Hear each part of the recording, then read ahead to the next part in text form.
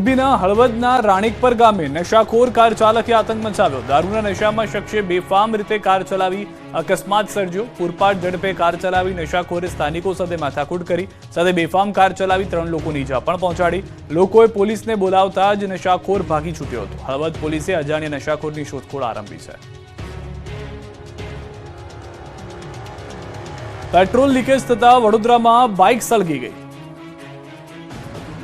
કંઈક આ રીતે વડોદરામાં બાઇક થઈ ગયું ખાખ અને જોતા રહી ગયા માલિક। દ્રશ્યો છે વડોદરાના ગોત્રી યશ કોમ્પ્લેક્સ પાસેના। અહીં એક બાઇક ચાલક પોતાનું બાઇક લઈને પૂરપાટ જઈ રહ્યા હતા, ત્યારે ચાલુ બાઇકે પેટ્રોલ લીક થવા લાગ્યું, જેથી સાવચેતીના ભાગરૂપે યુવાને પોતાનું ટુ વ્હીલર સાઈડમાં પાર્ક કરી દીધું। પોતે દૂર ખસી ગયા, જેની ગણતરીની મિનિટોમાં જ બાઇક આગનો ગોળો બની ગયું। જોતજોતામાં આગે વિકરાળ સ્વરૂપ ધારણ કરી લેતા આખું બાઇક બળીને ખાખ થઈ ગયું। બાઇકમાં રોડ પર આગ લાગતા નાસભાગ મચી ગઈ। રોડ પર ટ્રાફિક જામ થયો।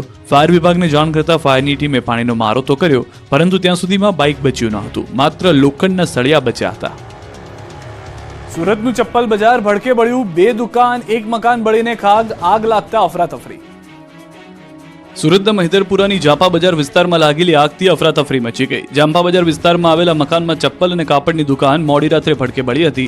લાકડાથી બનેલા આખા મકાનમાં આગ લાગતાની સાથે જ ગણતરીની મિનિટોમાં જ બંને દુકાનો અને આખું મકાન બળીને ખાખ થઈ ગયું। ગણતરીની મિનિટોમાં જ આગે વિકરાળ સ્વરૂપ ધારણ કરી લીધું। આગ ખૂબ જ ભીષણ હોવાથી ધુમાડાના ગોટે ગોટા ઉડી રહ્યા હતા। દૂર દૂર સુધી આગની જ્વાળાઓ દેખાતી હતી, જેને લઈને આસપાસના લોકો દોડી આવ્યા હતા। દુકાનની આજુબાજુ જે વાહનો ઊભા હતા તેને પણ લોકોએ ખસેડવાના શરૂ કરી દીધા હતા, જેથી વધુ આગ પ્રસરે તો વાહનોને લપેટમાં ન આવી જાય। આ અંગેની ફાયર વિભાગને જાણ કરવામાં આવતા નવસારી બજાર, ઘાંચી શેરી, મહિધરપુરા ફાયર સ્ટેશનની ગાડીઓ પહોંચી હતી, તેમજ એક વોટર ટેન્કર કતારગામથી મંગાવવામાં આવ્યું હતું। પાણીનો મારો ચલાવી આગને કાબૂમાં લેવાનો પ્રયાસ કર્યો હતો। જો કે આગ કાબૂમાં આવે તે પહેલા આખું ઘર અને બંને દુકાનો સળગીને રાખ થઈ ગઈ। આગ લાગવાનું કારણ હજી જાણવા મળ્યું નથી। અમદાવાદના રામોલમાં 4 લુખ્ખાઓનો તલવાર સાથે નગ્ન નાચ। પોલીસે અમને પકડી લીધે। હવે બીજી વખતે આવું કરીશું નહીં।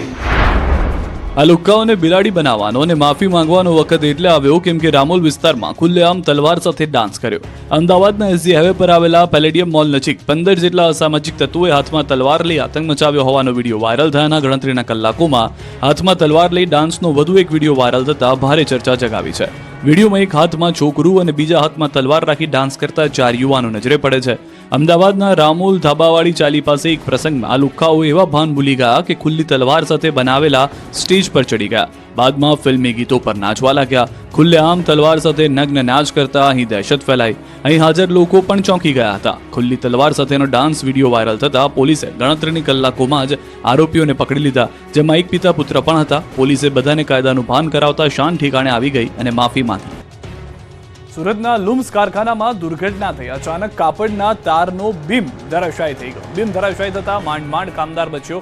100 કિલોનું વજન ધરાવતો બીમ ધરાશાયી થયો। સદનસીબે બીમ પાસે રહેલા કામદારનો ચમત્કારિક બચાવ થયો। સીસીટીવી ફૂટેજ સોશિયલ મીડિયામાં વાયરલ થયા।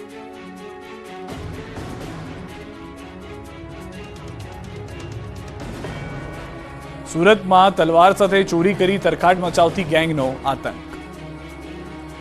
સુરત જિલ્લામાં તસ્કરોનો તરખાટ જોવા મળી રહ્યો છે। તલવાર ગેંગ સક્રિય થઈ છે। કામરેજના શામપુરા ગામે તલવારો સાથે તસ્કર ગેંગ દેખાઈ, જેમાં ગામના બંધ ઘરને નિશાન બનાવાયું। આ તલવાર ગેંગ બંધ મકાનને નિશાન બનાવી રહી છે। પરિવાર ફરવા માટે બહાર ગયો હતો ત્યારે તસ્કરોએ ઘરને નિશાન બનાવ્યું। તલવાર સાથે ગામમાં ફરતા તસ્કરો સીસીટીવીમાં કેદ થયા। ચોરી કરવા માટે તસ્કરો હવે તલવાર સાથે આવે છે। તલવાર સાથે તસ્કર ગેંગ દેખાતા ગ્રામજનોમાં ફફડાટ ફેલાયો। સમગ્ર ઘટનાની જાણ કામરેજ પોલીસને કરવામાં આવી। કામરેજ પોલીસે વધુ તપાસ હાથ ધરી। કેવડિયામાં અસરગ્રસ્ત જમીનની માંગ સાથે હાઈ ટેન્શન લાઇન પર ચડ્યો યુવાન, 2 કલાકે નીચે ઉતર્યો। કેવડિયામાં નર્મદા ડેમના અસરગ્રસ્ત યુવાનને જમીનની માંગ સાથે શોલે સ્ટાઇલમાં વિરોધ કર્યો। રાજપીપળા નજીક ગોરાપુલ વિસ્તારમાં ચોંકાવનારા દ્રશ્યો કેદ થયા। કેવડિયાના રહેવાસી ગણપત શંકરભાઈ તડવીએ પોતાની માંગણીઓ માટે હાઈ ટેન્શન લાઇન પર ચડીને અનોખો વિરોધ નોંધાવ્યો। નર્મદા ડેમ પ્રોજેક્ટમાં પોતાની જમીન ગુમાવનાર આ અસરગ્રસ્ત યુવાનની મુખ્ય માંગણી પૂરેપૂરું વળતર અને જમીનના બદલામાં જમીન મેળવવાની છે, જેનો કોઈ નિવેડો નહીં આવતા યુવાન ટાવર પર ચડી ગયો। મહારાષ્ટ્ર તરફ જતી સરદાર સરોવર ડેમની વીજળી વહન કરતી હાઈ ટેન્શન લાઇન પર ચડીને વિરોધ નોંધાવ્યો, જે અંગેની તંત્રને જાણ થતા અધિકારીઓ દોડતા થયા। એસડીએમ, એકતાનગરના પોલીસ ઇન્સ્પેક્ટર અને એએસપી સહિતના અધિકારીઓ ઘટના સ્થળે દોડી આવ્યા। યુવાનને સમજાવવાનો પ્રયાસ કરી નીચે ઉતાર્યો। 2 કલાકની સમજાવટ બાદ નીચે ઉતર્યો। ગણપત તડવીને તેનું જમીન સંપાદનનું વળતર આપવાની બાંહેધરી આપતા નીચે ઉતર્યો.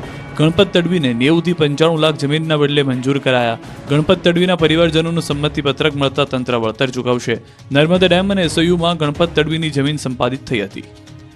પતંગ લૂંટવા જતા પહેલા રસ્તા પર જરા ધ્યાન રાખજો. દાહોદની હચમચાવી દે તેવી ઘટના જોવા મળી છે. દાહોદ હાઈવે પર પતંગ લૂંટવા ગયેલ બાળક ટ્રક નીચે આવી ગયો.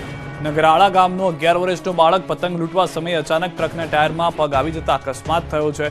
ઇજાગ્રસ્ત બાળકને સારવાર માટે અમદાવાદ ખસેડાયો હોવાની પ્રાથમિક માહિતી મળી રહી છે.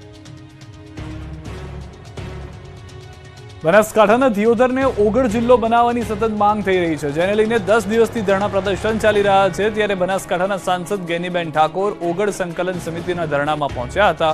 ઓગળ સમિતિના સભ્યોએ ગેનીબેનને આવેદનપત્ર આપ્યું હતું. સમગ્ર મામલે ગેનીબેને જણાવ્યું કે આવેદનપત્રની સાથે જ કોઈ માંગ છે તે હું સરકાર સુધી પહોંચાડીશ. સ્થાનિક કોને વિશ્વાસમાં લઈને નિર્ણય લેવો જોઈએ તેવી પણ વાત તેમણે કરી છે. લોકશાહીમાં લોકોને સાંભળવા પડે.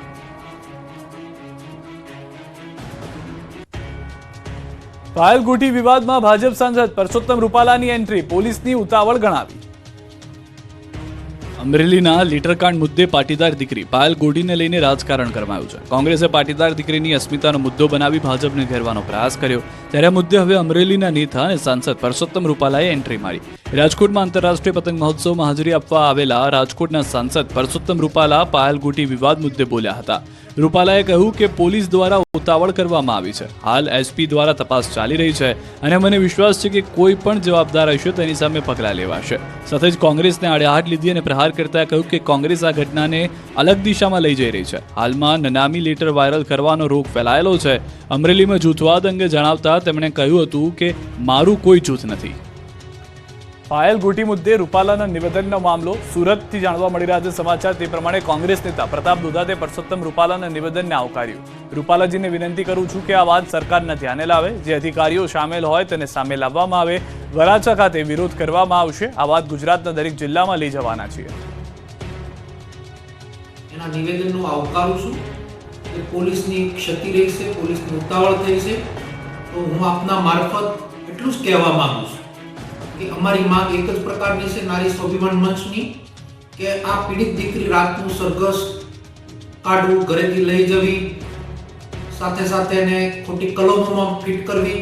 ફરી વખત ગુજરાતની રોડ પર પિચકારી મારતા લોકોને સીધા દોર કરવા, મહિલાઓને હાથમાં ધોકો લેવા હર્ષ સંઘવીએ આપી સલાહ. મજુરા વિધાનસભા બેઠકના ધારાસભ્ય અને રાજ્ય ગૃહમંત્રી હર્ષ સંઘવીએ પોતાના વિધાનસભા વિસ્તારની અંદર આજે દક્ષિણ ગુજરાત ઉમિયા મહિલા મંડળના કાર્યક્રમમાં હાજરી આપી. આ કાર્યક્રમમાં મહિલાઓ સાથે સંવાદ કરતા તેઓને સ્વચ્છતામાં કેવી રીતે પોતાનું યોગદાન આપી શકે તે અંગે વાત કરી. સાથે જ રોડ પર માવો ખાઈને પિચકારી મારતા લોકોને સીધા દોર કરવા મહિલાઓને છૂટો દોર આપ્યો. તેઓએ કહ્યું કે હાથમાં ધોકા લઈ લો, પુરુષોને માવો ખાઈને પિચકારી મારવાની આદત છૂટી જશે ને ઘરે પણ વહેલા આવતા થઈ જશે. આનાથી સોસાયટીમાં માવા થૂકવાથી થતી ગંદકી અટકશે. આ સાથે જ મહિલા સંમેલનમાં ફરી એક વખત હર્ષ સંઘવીએ બાળકોમાં મોબાઈલની કુટેવને લઈને ટકોર કરી હતી. બાળકોમાં મોબાઈલનું દૂષણ અટકાવવા વાલીઓને જાગૃત થવા જણાવ્યું. તેમણે કહ્યું કે બાળકોને હાથ પકડી મેદાનમાં અડધો કલાક રમવા લઈ જશો તો આપોઆપ મોબાઈલની આદત છૂટી જશે. સોસાયટી નીચે આ ભાઈઓ બેઠા બેઠા મોડી રાત સુધી જો પિચકારીના કંઈક ને કંઈક થૂકવો હોય તો એને શું કરવાનું? બધાએ ભેગા થઈને એક ધોકો લઈને નીકળશો તો આમાંના એક બી વ્યક્તિ સોસાયટીની નીચે માવો થૂકવાની હિંમત કરશે? તમારી બિલ્ડિંગના નીચે રમતના મેદાનમાં જો અડધો કલાક લઈ જશો ને તો એની મોબાઈલમાંથી આદત જરૂરથી ધીરે ધીરે છૂટી જશે.